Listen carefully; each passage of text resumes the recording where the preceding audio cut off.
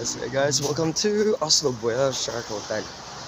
Mga siya ang beach area nila. And that's the beach house. Ano na siya ang karsada guys. Mga siya ang beach house. May toilet doha. So mga siya ang beach house guys. 2-story with deck. Is the pool area. And that's the hotel on the other side. So, klaro kayo ang sunrise dire. Wala siya ang Bohol.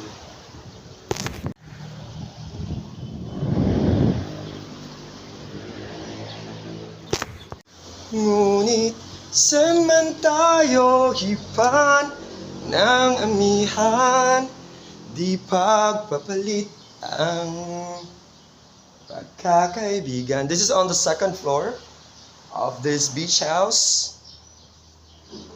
So let's check the master's bedroom. So naka-close pala. Guys, closed pa ang master's kay ginluan. And now let's check the other room.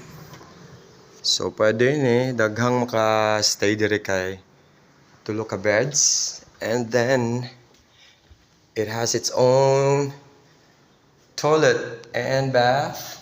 Nice. So, pwede ra gihapon ka naka-access sa iyang balcony or terrace here on this side of the room. Sunrise view siya guys. Facing east. Facing Bohol. Facing Bohol Sea. So, that's the view. Down there sa pool, and that's the beach area. So it's a grass area.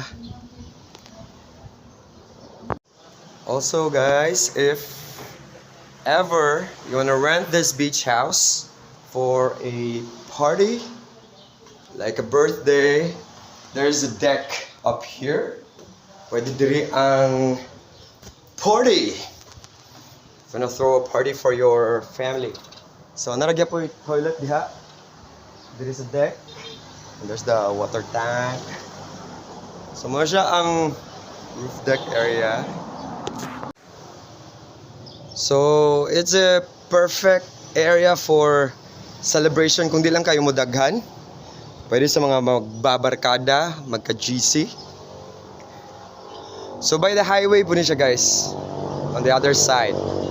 Yeah, accessible or good kayo. Very convenient. That's the highway already. And then beach na dayon. Nice.